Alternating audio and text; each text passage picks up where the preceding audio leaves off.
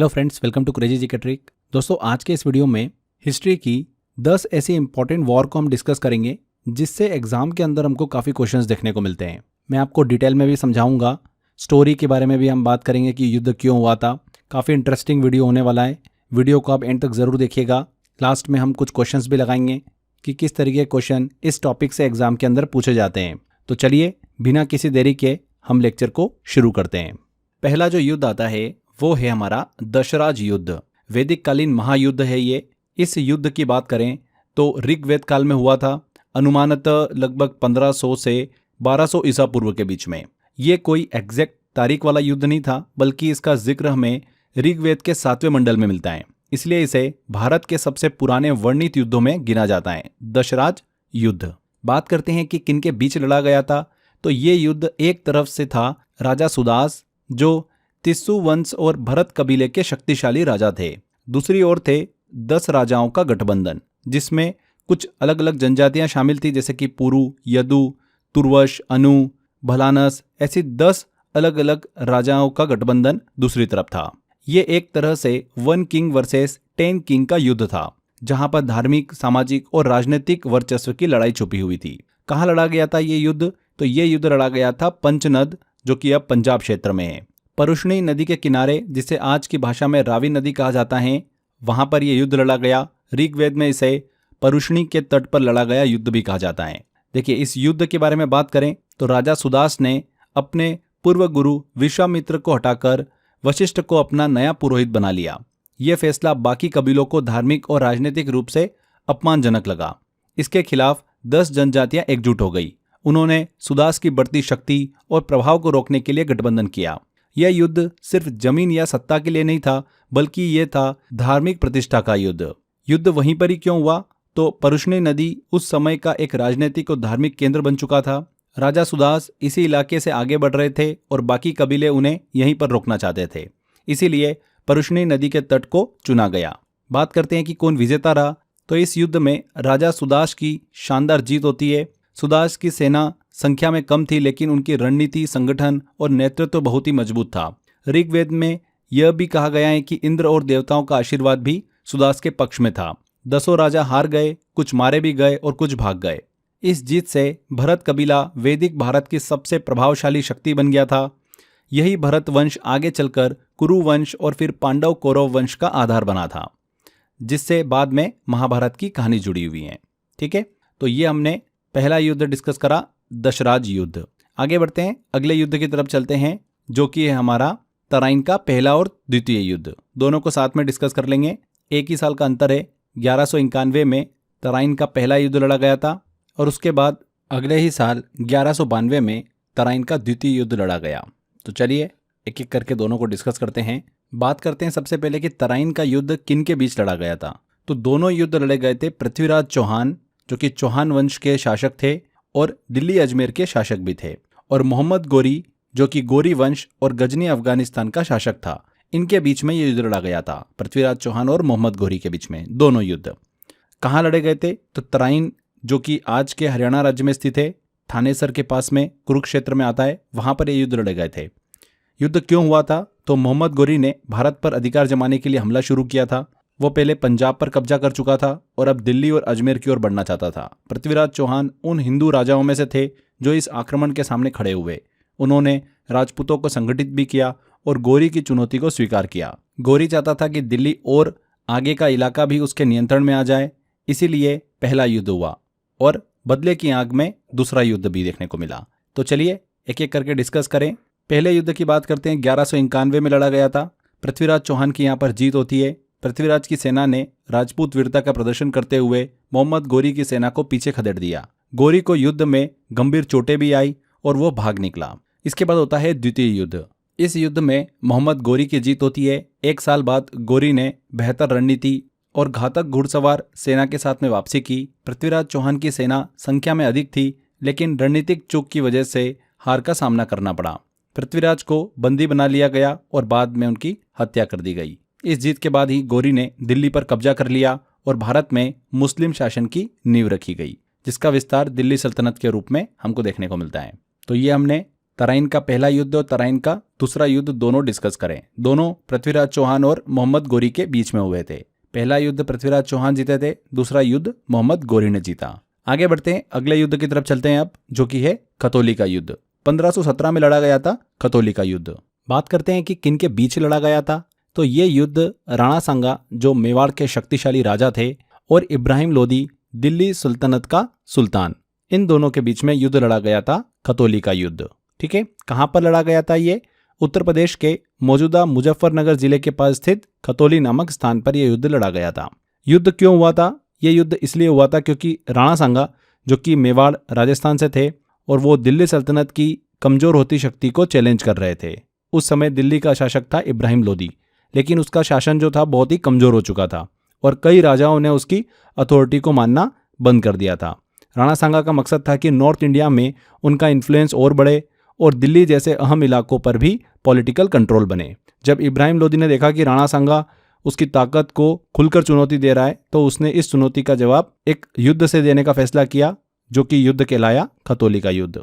बात करते हैं कि इस युद्ध का विजेता कौन रहा था। तो इस युद्ध में राणा सांगा की जीत हुई थी। उन्होंने इब्राहिम लोदी की सेना को बुरी तरीके से हराया और नॉर्थ इंडिया में अपनी ताकत का लोहा मनवाया। इस युद्ध की बहुत ही इंपॉर्टेंट देखिए चीजें बताता हूं आपको मैं। इस युद्ध में राणा सांगा गंभीर रूप से घायल भी हो गए थे। उन्होंने एक आंख और एक हाथ को खो दिया था, लेकिन इसके बावजूद उन्होंने युद्ध जीत लिया। इब्राहिम लोदी की हार से उसकी राजनीतिक ताकत को बड़ा झटका लगा था। ठीक है, इस युद्ध के कुछ वर्षों बाद ही बाबर ने भारत पर आक्रमण किया था और माना जाता है कि राणा सांगा की यह जीत भी उस हमले की पृष्ठभूमि तैयार करने के लिए एक बड़ी वजह बनी थी। तो ये हमने खतौली का युद्ध डिस्कस किया, राणा सांगा और इब्राहिम लोदी के बीच में हुआ था। आगे बढ़ते हैं, अगला युद्ध आता है खानवा का युद्ध। 1527 में यह युद्ध लड़ा गया था। बाबर का ये अगला युद्ध था खानवा का युद्ध। 17 मार्च 1527 को बाबर ने इस युद्ध को लड़ा। किसके साथ लड़ा था ये? राणा सांगा के बीच में हुआ था। मुगल शासक बाबर और मेवाड़ के शक्तिशाली राजपूत शासक राणा सांगा। राणा सांगा के साथ कई अन्य राजपूत राजा और अफगान सेनानायक भी शामिल थे इस युद्ध में। कहां पर लड़ा गया था ये? खानवा, जो आज के राजस्थान के भरतपुर जिले में स्थित है और फतेहपुर सिकरी के पास में, यहां पर यह युद्ध लड़ा गया था। युद्ध क्यों हुआ था? तो 1526 में पानीपत की पहली लड़ाई में बाबर ने इब्राहिम लोदी को हराकर दिल्ली पर कब्जा कर लिया था, लेकिन राणा सांगा ने दिल्ली की गद्दी को अपने नियंत्रण कंट्रोल में लाने के लिए एक योजना बनाई थी। राणा सांगा ने सोचा था कि बाबर भारत से लौट जाएगा, लेकिन जब बाबर ने दिल्ली में शासन करना शुरू किया तो राणा सांगा ने इसे अपनी चुनौती माना। बाबर ने राणा सांगा को अपनी सत्ता के लिए सबसे बड़ा खतरा माना था। दूसरी ओर राणा सांगा ने अफगानों और अन्य राजपूतों के साथ मिलकर बाबर को भारत से बाहर निकालने के लिए ठान ली थी और फिर हुआ था उसके बाद में खानवा का युद्ध। बात करते हैं कि विजेता कौन रहा था। तो बाबर की निर्णायक जीत हुई थी। बाबर ने अपनी तोपों और जंगी रणनीति से राणा सांगा के शक्तिशाली और परंपरागत घुड़सवार दोस्तों को पीछे धकेल दिया था। राणा सांगा गंभीर रूप से घायल भी हुए और युद्ध के कुछ समय बाद में उनका निधन भी हो गया। इस जीत ने बाबर को भारत में स्थायी शासक जो है वो बना दिया और मुगल साम्राज्य की पूरी तरीके से नींव रख दी गई। इस युद्ध की एक सबसे इंटरेस्टिंग बात यह है कि यह भारत का पहला ऐसा युद्ध था जहां पर तोपों और बंदूकों का निर्णायक प्रयोग किया गया था। राणा सांगा की हार ने राजपूतों की एकता को तोड़ दिया और दिल्ली का रास्ता पूरी तरीके से मुगलों के लिए खुल गया था। इसी युद्ध के बाद बाबर ने खुद को गाजी मतलब धर्म योद्धा की उपाधि दी थी। तो ये हमने खानवा का युद्ध डिस्कस किया। अब बात करते हैं चंदेरी का युद्ध। अगला बाबर का युद्ध चंदेरी का युद्ध होता है 1528 में। एक के बाद एक बाबर ने युद्ध लड़े थे। 1526, फिर 1527 और फिर 1528 में। 1528 में होता है चंदेरी का युद्ध। किसके बीच में हुआ था ये? तो ये युद्ध लड़ा गया था बाबर, मुगल सम्राट और राजपूत सरदार मेदिनी राय के बीच में। चंदेरी का शासक था मेदिनी राय, इसीलिए इसे चंदेरी का युद्ध कहा गया। मेदिनी राय राणा सांगा के कट्टर समर्थकों में से एक थे। उन्होंने बाबर की सत्ता को कभी स्वीकार नहीं किया। कहां पर लड़ा गया था यह युद्ध? चंदेरी, जो आज के मध्य प्रदेश के अशोकनगर जिले में स्थित है। ये एक पहाड़ी किला था जो राजपूतों के लिए एक मजबूत किलेबंदी और प्रतीक था। युद्ध क्यों हुआ था? तो 1527 में खानवा की लड़ाई में राणा सांगा की हार हो गई थी। उसके बाद कुछ राजपूत सरदार बाबर के खिलाफ डटे रहे, जिनमें से एक थे मेदिनी राय। बाबर चाहता था कि राजपूत प्रभाव पूरी तरीके से खत्म हो जाए, इसीलिए उसने चंदेरी पर कब्जा करने के लिए अभियान शुरू किया। बाबर ने पहले राजनयिक रूप से संधि का प्रस्ताव भी भेजा था, लेकिन जब मेदिनी राय ने संधि अस्वीकार कर दी तो बाबर ने आक्रमण कर दिया। बात करते हैं कि कौन विजेता रहा। तो बाबर ने चंदेरी पर कब्जा कर लिया। लेकिन यह युद्ध केवल एक सैन्य जीत नहीं था, यह राजपूतों के सामूहिक बलिदान मतलब जौहर और शाका के लिए जाना जाता है। मेहंदी राय ने जब देखा कि किला टूटने वाला है तो राजपूत परंपरा के अनुसार किले की महिलाओं ने जौहर किया यानी अग्नि में कूदकर बलिदान दिया। पुरुषों ने शाका किया यानी मृत्यु को गले लगाते हुए अंतिम युद्ध लड़ा। बाबर को यहाँ पर जीत मिलती है इस युद्ध में, लेकिन यह राजपूतों की वीरता और स्वाभिमान का अमर प्रतीक बन गया। कौन सा? चंदेरी का युद्ध। ठीक है, मेदिनी राय और बाबर के बीच में लड़ा गया 1528 में। आगे बढ़ते हैं। नेक्स्ट जो बैटल आती है हमारी, युद्ध आता है, वो है स्वाली का युद्ध। 1612 में यह युद्ध लड़ा गया। 29 नवंबर 1612 में किसके बीच लड़ा गया था यह युद्ध? ब्रिटिश ईस्ट इंडिया कंपनी मतलब अंग्रेजों और पुर्तगाली नौसेना के बीच में यह युद्ध लड़ा गया था। कहाँ पर लड़ा गया था? गुजरात के सूरत के पास स्थित स्वाली बंदरगाह के तट पर, जो अरब सागर के किनारे हैं। युद्ध क्यों हुआ था? 16वीं सदी में पुर्तगालियों का भारतीय समुद्री मार्गों पर एक छत्र कब्जा था। वो अरेबियन सी में हर विदेशी जहाज से टैक्स वसूलते थे और व्यापार पर एकाधिकार रखते थे।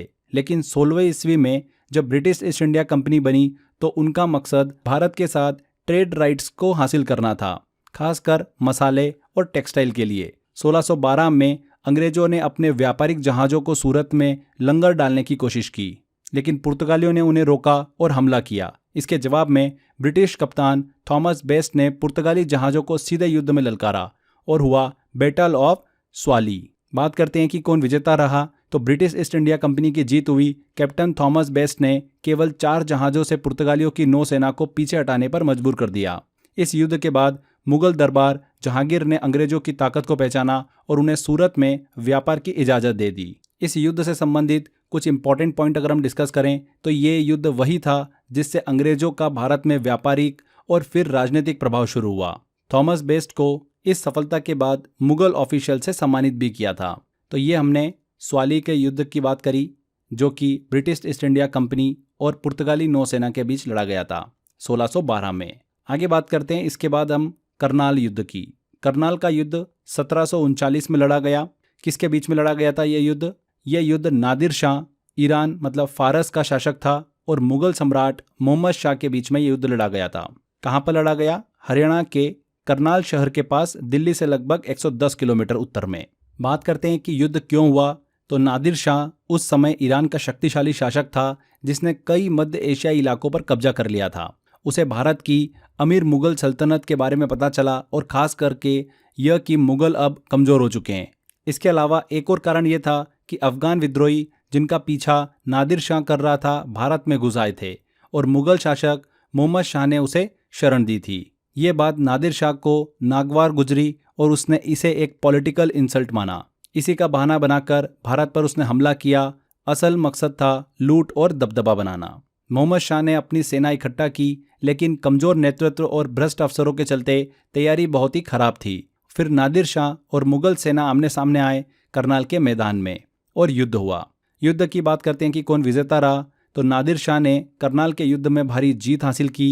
मुगल सेना की बड़ी संख्या और तोपखाने के बावजूद वो बिखर गई। मोहम्मद शाह ने आत्मसमर्पण कर दिया। इसके बाद नादिर शाह ने दिल्ली में प्रवेश किया और भयंकर लूटपाट की। सबसे इंपॉर्टेंट चीज ध्यान रखिएगा, इस युद्ध के बाद नादिर शाह ने कोहिनूर का हीरा और तख्त ए ताउस मतलब मयूर सिंहासन अपने साथ फारस ले गया था। कौन ले गया था? नादिर शाह।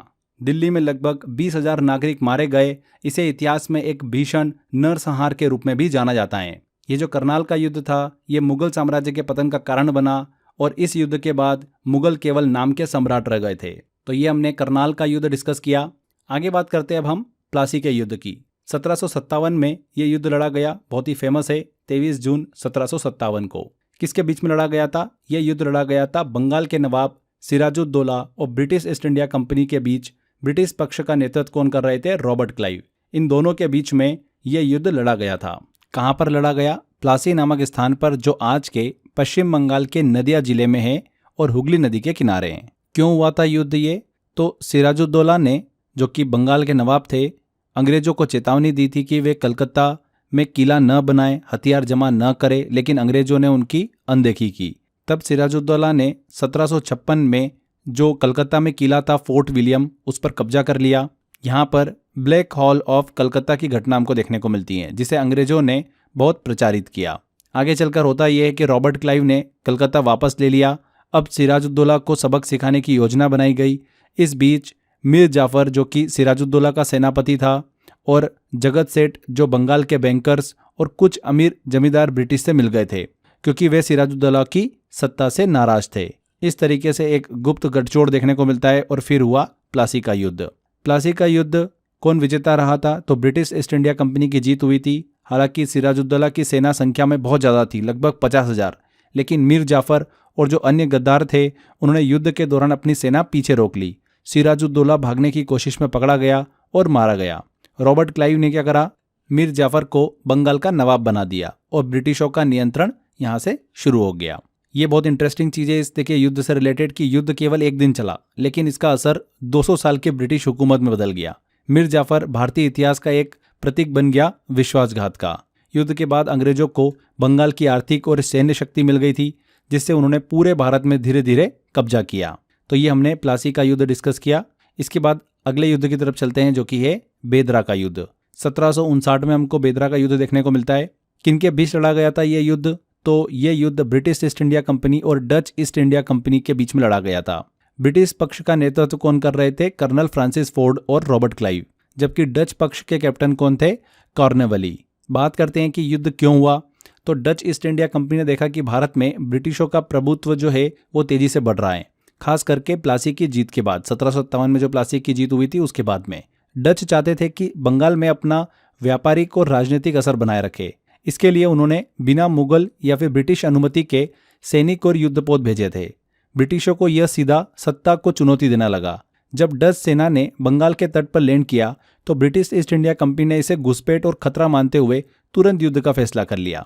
बात करते हैं कि बेदरा में ही युद्ध क्यों हुआ। तो बेदरा जो इलाका है ये बंगाल के व्यापारिक बंदरगाह के नज़दीक था जहां से डच अपने जहाज़ों के जरिए घुसना चाहते थे। ये इलाका सामरिक रूप से बहुत ही महत्वपूर्ण तटीय क्षेत्र था, इसलिए यहाँ पर यह युद्ध हुआ। बात करते हैं कि कौन विजेता रहा। तो ब्रिटिश ईस्ट इंडिया कंपनी ने निर्णायक जीत हासिल करी। ब्रिटिश नौसेना और सेना दोनों ने डचों को समुद्र और जमीन दोनों पर हरा दिया। बहुत सारे डच जहाज डूब गए और बचे हुए कब्जे में ले लिए गए। जमीन पर उनकी सेना आत्मसमर्पण कर बैठी।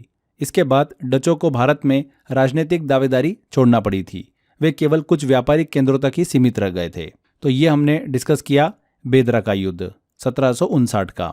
इसके बाद हम बात करते हैं 1764 में हुई थी, 1764 में हुआ था बक्सर का युद्ध।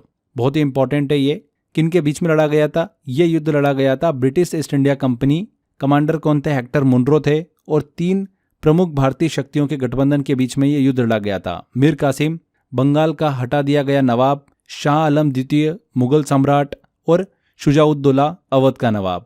तो ये 3 थे और एक तरफ थी ब्रिटिश ईस्ट इंडिया कंपनी। इनके बीच में ये युद्ध लड़ा गया था। मीर कासिम को ब्रिटिश ईस्ट इंडिया कंपनी ने ही बंगाल का नवाब बनाया था और बाद में वो अंग्रेजों से नाराज हो गए थे और फिर उन्होंने अंग्रेजों से युद्ध लड़ा था 1764 में, जो कि बक्सर का युद्ध कहलाया। ठीक है, कहाँ पर लड़ा गया था? तो बक्सर जो आज के बिहार राज्य में गंगा नदी के किनारे स्थित है। यह रणनीतिक स्थान बंगाल और उत्तर प्रदेश को जोड़ने वाला था। बात करते हैं कि युद्ध क्यों हुआ था। तो 1757 के बाद ब्रिटिशों ने बंगाल में मीर जाफर को नवाब बना दिया था। मीर कासिम ने नवाब बनने के बाद ब्रिटिश नियंत्रण को चुनौती देना शुरू कर दिया था। उसने स्वतंत्र शासन चलाने, ब्रिटिश व्यापारियों के टैक्स छूट को खत्म करने जैसे कदम उठाए थे, जिसके चलते ब्रिटिशों ने नाराज होकर मीर कासिम को गद्दी से हटा दिया। तब मीर कासिम ने शाह आलम द्वितीय और शुजाउद्दौला से मिलकर ब्रिटिशों के खिलाफ एक सैन्य गठबंधन बनाया। यही बना बक्सर युद्ध का कारण, एक ऐसा युद्ध जिसमें भारतीय शक्तियां एकजुट थी। तो बक्सर का युद्ध हमको देखने को मिलता है 1764 में, 1764 में। बात करते हैं कि क्या रिजल्ट रहा। तो ब्रिटिश ईस्ट इंडिया कंपनी ने निर्णायक जीत हासिल करी थी। हेक्टर मुनरो की सेना छोटी थी लेकिन बहुत ही बेहतर ट्रेनिंग और उनके पास में सैन्य जो शक्ति थी वो भी अच्छी थी। डिसिप्लिन के कारण उन्होंने भारतीय गठबंधन की बड़ी सेना को भारी नुकसान पहुंचाया। शुजाउद्दौला भाग निकला, शाह आलम ने आत्मसमर्पण कर दिया और मीर कासिम लड़ते लड़ते भाग गया और बाद में लापता हो गया था। तो 1764 का बक्सर का युद्ध ब्रिटिश ईस्ट इंडिया कंपनी ने जीत हासिल करी। देखिए, इस युद्ध की कुछ इंपॉर्टेंट बातें दिमाग में रखिएगा। इस युद्ध के बाद ब्रिटिशों को बंगाल, बिहार और उड़ीसा की दीवानी मतलब राजस्व वसूली मिल गई थी, यानी अब वे सीधे शासन करने लगे थे। ओके, तो ये हमने बक्सर के युद्ध की बात करी। तो यहाँ पर हमने ये हमारा थ्योरी सेक्शन कवर किया है। बहुत ही सिंपल और आसान शब्दों में हमने इसको समझा है। फ्रेंड्स, इसी तरीके से मैंने पूरी हिस्ट्री को आपको पढ़ा रखा है। जो भी एग्ज़ाम ओरिएंटेड कंटेंट है वो मैंने आपको प्रोवाइड कर रखा है अपने 100 आवर जीएस के कोर्स में। सारे सब्जेक्ट मैंने उसमें आपको इसी तरीके से पढ़ाए हुए हैं। अगर आप जीएस का कंप्लीट सॉल्यूशन चाहते हैं तो आप मेरा 100 आवर जीएस का कोर्स ले सकते हैं। 100 घंटे के अंदर मैंने टू द पॉइंट वही इन्फॉर्मेशन आपको दी है जो एग्जाम ओरिएंटेड है। हिंदी एंड इंग्लिश मिक्स में मैंने आपको पढ़ाया हुआ है। जहाँ पर कॉन्सेप्ट की ज़रूरत थी वहाँ पर हमने कॉन्सेप्ट से पढ़ाए, जहाँ पर ट्रिक की ज़रूरत थी वहाँ पर ट्रिक से, जहाँ पर इमेजिनेशन स्टोरी के माध्यम से, तो हमने उस तरीके से वहाँ पर स्टडी करी है। तो अगर आप 100 आवर जीएस का मेरा कोर्स लेना चाहते हैं एंड जीएस का कंप्लीट सॉल्यूशन चाहते हैं तो आप डिस्क्रिप्शन बॉक्स और कमेंट बॉक्स में लिंक दे रखा है, वहाँ से आप इस कोर्स को एनरोल कर सकते हैं। इसके अलावा आप crazy GK trick application download कर लीजिए। वहाँ पर फाउंडेशन कोर्स में कोर्स बाय अक्षय सर वाले फोल्डर में आपको ज्वाइन करने वाला ऑप्शन दिया हुआ है। तो एक बार विजिट ज़रूर करिए। जो डेमो लेक्चर है उनको देखिए, आपको बहुत सारी चीज़ें समझ में आएगी एंड आपका जीएस का टेंशन लिटरली पूरी तरीके से खत्म हो जाएगा। तो यहाँ पर फ्रेंड्स हमारे ये सभी इंपॉर्टेंट युद्ध बैटल कंप्लीट होते हैं। हिस्ट्री के 25 मोस्ट इंपॉर्टेंट बैटल को हमने डिस्कस किया, जहाँ से एग्जाम के अंदर काफ़ी क्वेश्चन पूछे आते हैं। चलिए कुछ क्वेश्चंस लेते हैं और क्वेश्चन को सॉल्व करते हैं कि किस तरीके के इस टॉपिक से क्वेश्चन पूछे जाते हैं। मीर कासिम का नाम भारत के इनमें से किस युद्ध से संबंधित है? तो मीर कासिम का नाम संबंधित है बक्सर के युद्ध से। देखिए, प्लासी के युद्ध में तो उसने विश्वासघात किया था, तो उसको आप दिमाग में मत रखिएगा। यहाँ पर पूछा जा रहा है कि मीर कासिम का नाम भारत के निम्न में से किस युद्ध से संबंधित था? तो बक्सर का युद्ध उसने लड़ा था। तो बी आंसर 1764 में। 1757 में हुआ था प्लासी का युद्ध। अगला क्वेश्चन लेते हैं। करनाल का युद्ध भारत के विरुद्ध निम्नलिखित में से किस आक्रमणकारी के आक्रमण के लिए जाना जाता है? तो नादिर शाह के। A answer. खतौली का युद्ध 1517 में राणा सांगा के अधीन मेवाड़ राज्य और किसके बीच में हुआ था? किसके बीच में हुआ था? सुल्तान इब्राहिम लोदी के बीच में। और इस युद्ध में इब्राहिम लोदी को राणा सांगा ने हरा दिया था। नेक्स्ट क्वेश्चन है, स्वाली का युद्ध 1612 में अंग्रेजों ने किसके खिलाफ युद्ध लड़ा था? तो पुर्तगाली के खिलाफ युद्ध लड़ा था स्वाली का युद्ध। B answer. बेदरा का युद्ध ब्रिटिश सेना और डच सेना के बीच कब लड़ा गया था? बेदरा का युद्ध हुआ था 1759 में। तो बी आंसर।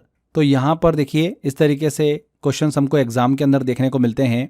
ये कुछ लेटेस्ट क्वेश्चन मैंने लिए। अक्सर हिस्ट्री की बैटल से रिलेटेड हमको क्वेश्चंस देखने को मिलते हैं एग्जाम के अंदर।